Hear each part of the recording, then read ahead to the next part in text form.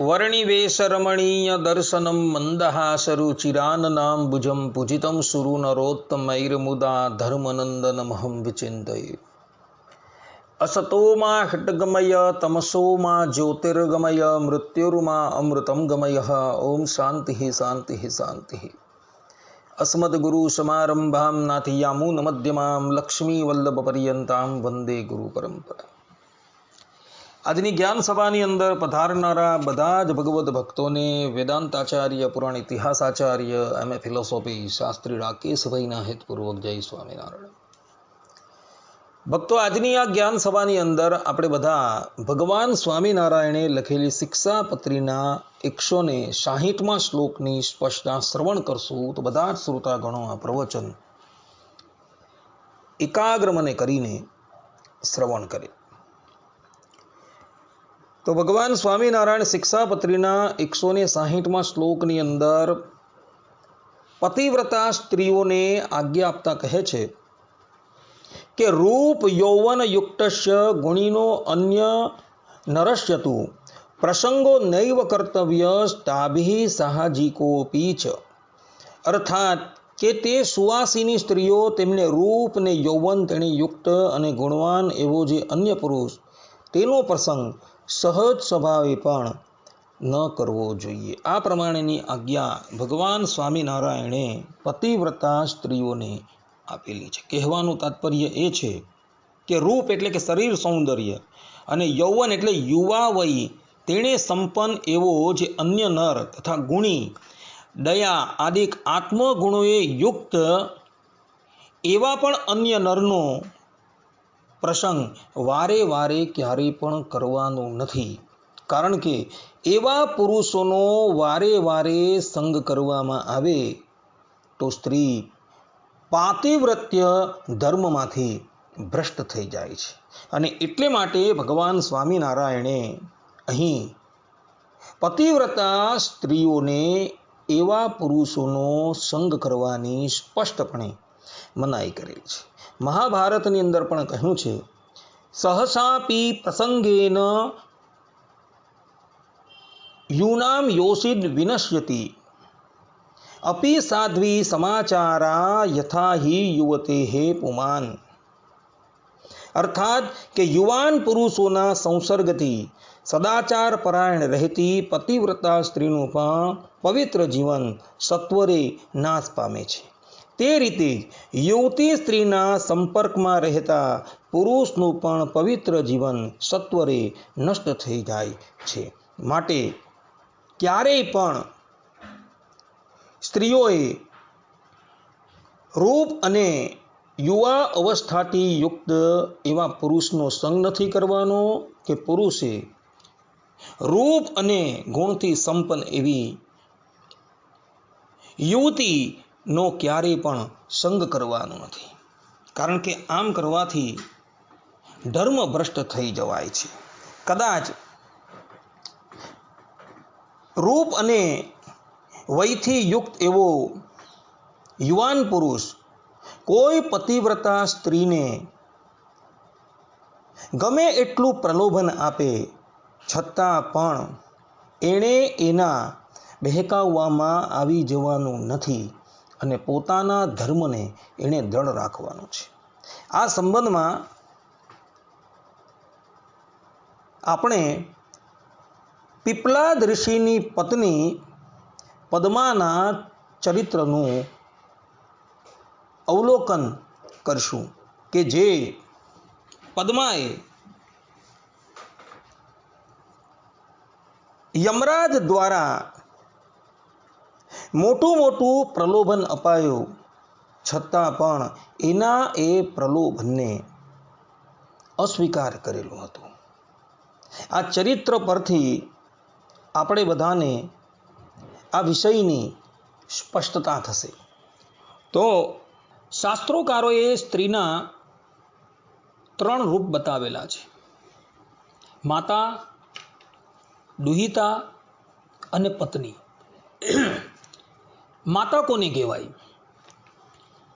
તો માન્યતે પૂજ્યતે સા માતા।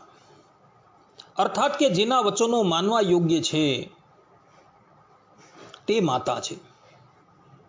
શાસ્ત્રોકારો કહે છે ન માતુઃ દૈવતમ પરમ, અર્થાત કે માતાથી બીજો કોઈ મોટો દેવ નથી, અને એટલે જ માટે શ્રુતિ ભગવતી કહે છે કે માતૃ દેવો ભવ, અર્થાત કે જેવો પૂજ્ય ભાવ દેવ પ્રત્યે છે તેવો જ પૂજ્ય ભાવ માતા પ્રત્યે રાખો. નારીનું બીજું રૂપ છે દીકરી. દીકરીનો અર્થ કરતા શાસ્ત્રોકારો કહે છે કે દૂરે સ્થિત્વા પિતુ હિતા દુહિતા, કે પિતાથી દૂર રહેવા છતાં પણ પિતાનું હિત કરે તે દીકરી કહેવાય છે. દીકરી શબ્દની વ્યાખ્યા કરતા શાસ્ત્રોકારો કહી રહ્યા છે કે કનતી દીપયતી કન્યતે દીપ્યતે કન્યા, અર્થાત કે રૂપ ગુણ સ્વભાવ અને ક્રિયાથી પિતાના કુળને દીપાવનાર દીકરી એટલે કે કન્યા. આ પ્રમાણે કન્યા શબ્દની વ્યુત્પત્તિ શાસ્ત્રોકારોએ કરેલી છે. નારીનું ત્રીજું રૂપ છે પત્ની. પત્ની કોને કહેવાય? તો જે પતિને પતનથી બચાવે એને પત્ની કહેવાય છે. પત્ની શબ્દની બીજી પણ એક વ્યુત્પત્તિ કરતા શાસ્ત્રોકારો કહે છે કે પતિમ ધર્મ રતમ પત્ની સાધ્વી શુશ્રૂષતે ચરતા નિત્યમ ત્વદ અનન્ય હૃદયા ધર્મ પત્નીમ ચતામ વિદુહુ, અર્થાત કે સ્વધર્મનિષ્ઠ પતિની અનન્ય ભાવથી સેવા કરનાર પતિવ્રતા સ્ત્રીને ધર્મ પત્ની કહે છે. આ પ્રમાણે પત્ની શબ્દની વ્યાખ્યા શાસ્ત્રોકારોએ કરેલી છે. અને આવી ધર્મનિષ્ઠ જે પત્ની છે એને જ શાસ્ત્રોકારોએ પતિવ્રતા કહેલી છે. પતિવ્રતા શબ્દની વ્યુત્પત્તિ કરતા થકા શાસ્ત્રોકારો કહે છે કે પત્યો વ્રતમ નિયમ અસ્યાહ પતિવ્રતા, અર્થાત કે મન વાણી અને શરીર વડે આજીવન પતિની સેવા કરવાનો નિયમ રાખનાર સૌભાગ્યવતી સ્ત્રી એટલે પતિવ્રતા છે. પતિવ્રતા સ્ત્રીને આજ્ઞા આપતા થકા શાસ્ત્રોકારો કહે છે કે પતિરેવ વ્રતમ યસ્યાહ સાતુ પ્રોક્તા પતિવ્રતા પ્રાણેભ્યોપી પ્રિયતરઃ પતિઃ તસ્યાહ ભવેદ ધ્રુવમ. પતિની ઈચ્છા મુજબ પતિની સેવા કરવી, આવું સર્વથા આજીવન વ્રત રાખનારી સ્ત્રીને પતિવ્રતા સ્ત્રી કહે છે. આ પ્રકારની પતિવ્રતા સ્ત્રી પોતાના પતિને પ્રાણથી પણ અધિક પ્રિય માને છે. દેવતારાધન તત્પર તિષ્ઠેદ ભર્તુઃ હિતે રતા, અર્થાત કે પતિવ્રતા સ્ત્રીએ ઈષ્ટદેવની આરાધના કરીને પતિના હિતમાં તત્પર રહેવું.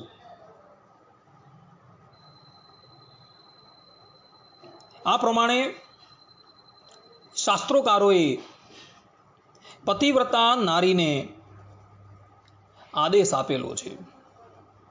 શ્રીમદ ભાગવતની અંદર કહ્યું છે કે ભર્તુઃ શુશ્રૂષણમ સ્ત્રીણામ પરો ધર્મ યમાયયા તદબંધૂનામ ચ કલ્યાણ્યઃ પ્રજાનામ ચાનુપોષણમ, અર્થાત કે નિષ્કપટ ભાવથી પતિની સેવા કરવી, ભોજન વગેરેથી પતિના સંબંધીજનોની સંભાવના કરવી, પોતાના બાળકોનું પોષણ કરવું તે પતિવ્રતા સ્ત્રીઓનો પરમ ધર્મ છે. પતિવ્રતા સ્ત્રીને માટે એનું ઘર જે છે એ જ ગુરુકુલ છે, અને એની રસોઈ જે છે તે જ અગ્નિહોત્ર છે.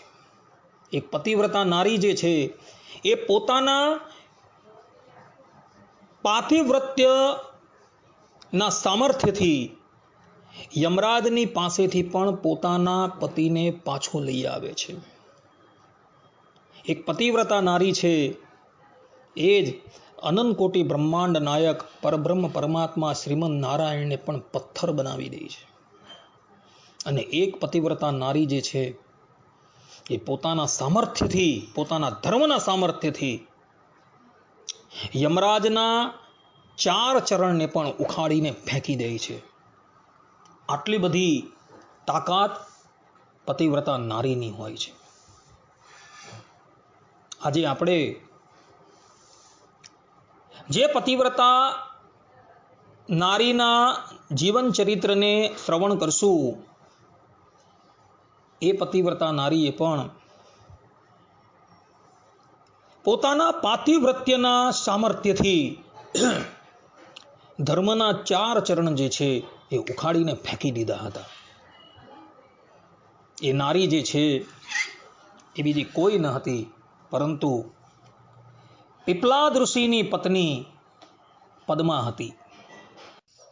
શ્રીમદ ભાગવતના પ્રથમ સ્કંદના અધ્યાય 17 24મા શ્લોકની અંદર પરીક્ષિત મહારાજ જે છે એ ધર્મદેવને કહે છે કે તપઃ શૌચમ દયા સત્યમ ઇતિ પાદઃ કૃતે કૃતઃ અધર્માંશૈસ્ત્રયો ભગ્નઃ સ્મય સંગમ દૈસ્તવ.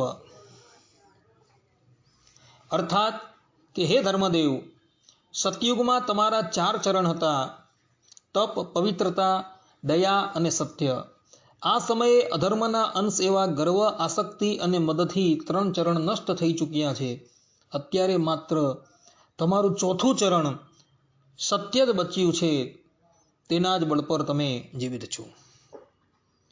કહેવાનું તાત્પર્ય એ છે કે કળિયુગની અંદર ધર્મ જે છે એ 4 ચરણથી યુક્ત નથી હોતો, કેવલ એક જ ચરણથી યુક્ત હોય છે. સતયુગની અંદર ધર્મ જે છે એ 4 ચરણથી યુક્ત હોય છે: તપ, પવિત્રતા, દયા અને સત્ય.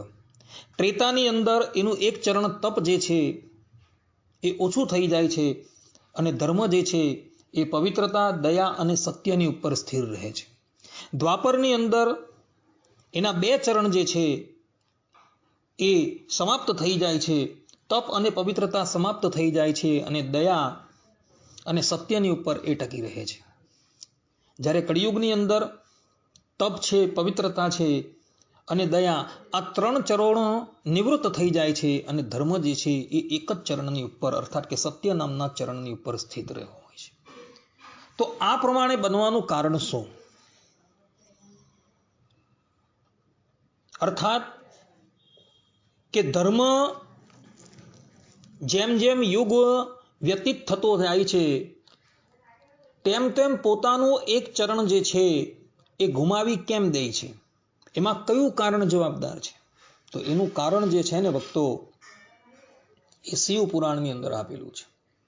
શિવ પુરાણમાં બીજી રુદ્ર સંહિતા અધ્યાય 35ની અંદર એક કથા આવે છે. કથા એવી છે કે પીપલાદ નામના જે મહર્ષિ હતા એના લગ્ન જે છે એ અનરણ્યની પુત્રી પદ્માની સાથે થયા હતા. પીપલાદ ઋષિ પોતે અત્યંત વૃદ્ધ હતા અને આ પદ્મા જે છે એ સ્ત્રીઓની અંદર રત્ન હતી કે એના જેટલી સુંદર સ્ત્રી આ ભૂતલની ઉપર કોઈ જ ન હતી. અને એનું પાતિવ્રત્ય જે છે એ પણ અદ્ભુત હતું. પોતાના સ્વામી પીપલાદની એ તન, મન અને ધનથી સેવા કરતી હતી. જે પ્રમાણે લક્ષ્મીજી શ્રીમદ નારાયણની સેવા કરે છે એ જ પ્રમાણે આ પદ્મા જે છે એ પીપલાદની સેવા કરતી હતી. એક સમયની વાત છે, ધર્મરાજને આ પદ્માની પરીક્ષા કરવાની ઈચ્છા થઈ. એનો મનોભાવ જે છે એ જાણવાની ઈચ્છા થઈ. એટલે એ એક રાજાનું રૂપ ધારણ કરી આ પદ્માની પાસે આવે છે. એ વખતે પદ્મા જે છે એ સ્નાન કરવાને અર્થે નદી તટની ઉપર જતી હતી. ત્યાં માર્ગની અંદર જ આ રાજા બનેલા ધર્મ જે છે એ પદ્માને મળે છે અને એને કહે છે કે હે પદ્મા, હે સુંદરી, હે રાજાઓને યોગ્ય, અતિ મનોહર, હે યૌવનમાં રહેલી અને સ્થિર યૌવનવાળી કામિની, તું ખરેખર લક્ષ્મી જેવી છે. હે સુંદર અંગવાળી, અમો ખરું કહીએ છીએ કે તું ગડપણથી આતુર વૃદ્ધ મુનિ પીપલાદની સમીપ શોભતી જ નથી. માટે તપ ઉપર પ્રીતિવાળા, નિર્દય અને મૃત્યુ પામવાની તૈયારીવાળા એ બ્રાહ્મણનો ત્યાગ કરી તમો મૈથુન કરવામાં સુરા અને કામથી આતુર શ્રેષ્ઠ રાજા એવા અમારી સામું દ્રષ્ટિ કરો. આ પ્રમાણે અનેક વાતો કહી. રાજા બનેલા ધર્મ જે છે એ આ પીપલાદની પત્ની પદ્માને મોહિત કરવાનો પ્રયાસ કરે છે. પરંતુ પદ્મા જે છે એ પોતાના ધર્મની ઉપર સ્થિર હતી. જ્યારે રાજા બનેલા ધર્મએ એને પોતાની પાસે આવવા માટે કહ્યું, અર્થાત કે પીપલાદ ઋષિનો ત્યાગ કરીને પોતાનું વર્ણ કરવા માટે કહ્યું, એટલે આ પદ્મા જે છે એ અત્યંત ક્રોધાયમાન થઈ જાય છે. એને ખબર નથી કે મારી સન્મુખ જે પુરુષ ઉપસ્થિત છે એ સાક્ષાત ધર્મ છે. એને તો એટલી જ ખબર છે કે આ તો કોઈ રાજા છે. એટલે એ ધર્મ બનેલા રાજાને ઉદ્દેશીને કહે છે કે હે રાજા, તું અહીંથી દૂર જતો રહે. તું ઘણો પાપી છે. તું જો અમને કામ વાસનાથી જોશે તો શીઘ્ર નાશ પામી જશે. તપ વડે પવિત્ર શરીરવાળા અને મુનિઓમાં શ્રેષ્ઠ પીપલાદને છોડી અમો સ્ત્રીઓ વડે જીતાયેલા અને મૈથુનમાં લંપટ તને કેમ ભજીએ? અમો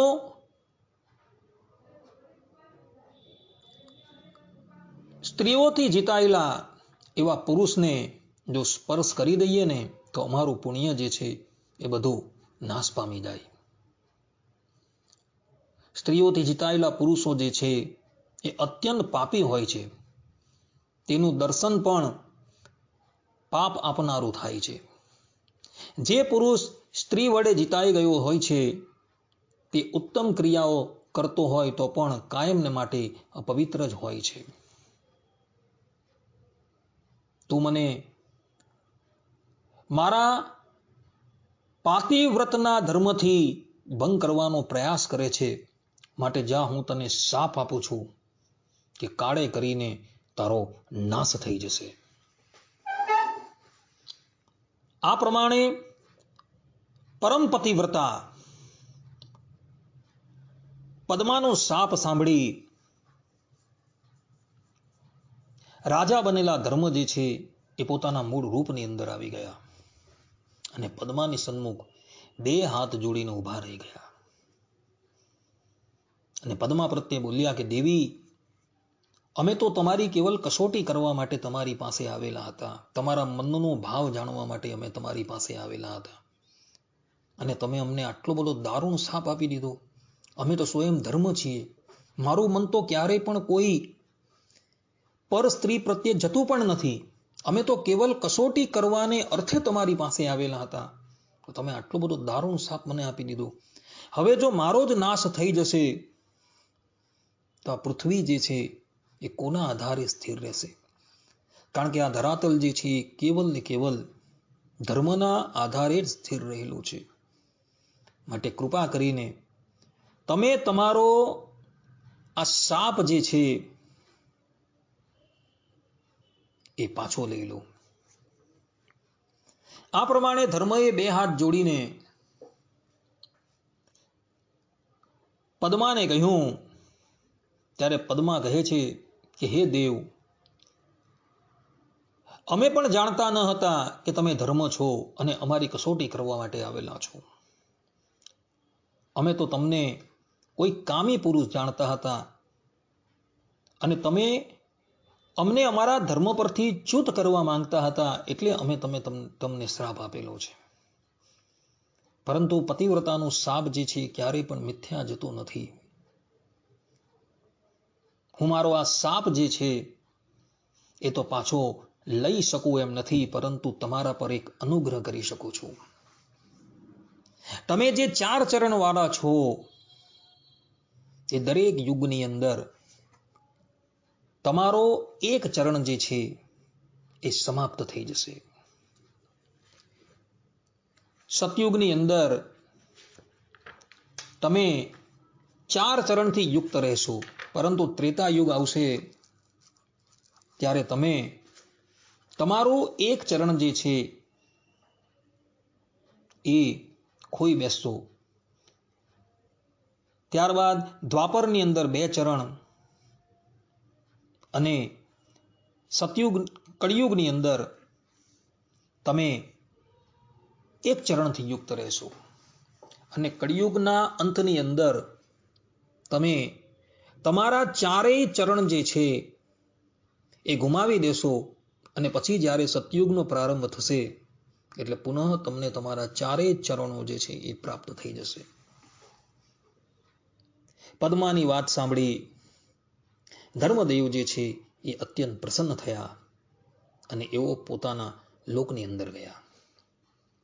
માટે ભક્તો, 4 યુગની અંદર ધર્મ જે છે એ પોતાના એક ચરણ જે છે એ ગુમાવી બેસે છે. તેનું કારણ છે પીપલાદ ઋષિની પત્ની પદ્માનો શાપ. જે લોકોએ આ કથા જાણવી હોય તે લોકોએ શિવ પુરાણ બીજી રુદ્ર સંહિતા અધ્યાય 35 જે છે તેનો અભ્યાસ કરી લેવો.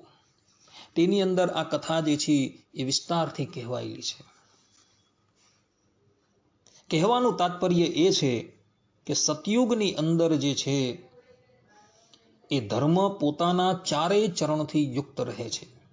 ધર્મના 4 ચરણ જે છે તપસ્યા, પવિત્રતા, દયા અને સત્ય. આ 4 ચરણથી યુક્ત ધર્મ જે છે એ સતયુગની અંદર પરિપૂર્ણ હોય છે. પરંતુ ત્રેતાની અંદર એનો એક ચરણ જે છે એ નાશ પામે છે, અર્થાત કે તપસ્યા નાશ પામે છે. અને તે વખતે ધર્મ 3 ચરણથી યુક્ત રહે છે, પવિત્રતા, દયા અને સત્યથી. દ્વાપર આવતા ધર્મ પોતાના 2 ચરણ જે છે ગુમાવી દે છે, તપસ્યા અને પવિત્રતા. અને તે વખતે ધર્મ દયા અને સત્યના આધાર પર ટકેલો હોય છે. તે પછી કળિયુગ આવતા ધર્મ પોતાના 3 ચરણ તપસ્યા, પવિત્રતા અને દયા એને ગુમાવી દે છે અને કેવલ સત્યની ઉપર એ સ્થિર રહે છે. અને જેમ જેમ કળિયુગ અગાડી વધતો જશે તેમ તેમ ધર્મનો 4th ચરણ જે છે એ પણ સમાપ્ત થઈ જશે, અર્થાત કે સત્ય પણ જે છે એ નાશ પામી જશે. અને તે વખતે ધરાતલ જે છે એ ધર્મના 4 ચરણથી વિહીન થઈ જશે. અને ધરાતલની ઉપર કેવલ ને કેવલ અધર્મ જે છે, કળિયુગ જે છે એ જ વ્યાપીને રહેશે. અને પછી જ્યારે સતયુગનો આરંભ થશે ત્યારે ધર્મ જે છે એ પુનઃ પોતાના 4 ચરણોથી યુક્ત થઈ જશે. તપસ્યા, પવિત્રતા, દયા અને સત્ય. આ 4 ચરણોથી સતયુગની અંદર પુનઃ ધર્મ યુક્ત થઈ જશે. એટલે ભક્તો, 4 ચરણોથી પૂર્ણ એવો ધર્મ જે છે એ દરેક યુગની અંદર પોતાનો એક ચરણ જે છે એ ગુમાવી દે છે. એનું કારણ પીપલાદની પત્ની પરમ પતિવ્રતા જે પદ્મા હતી તેનો શાપ હતો એને. અને એ શાપને લઈને ધર્મ પોતાનો એક ચરણ જે છે એ ગુમાવી દે છે.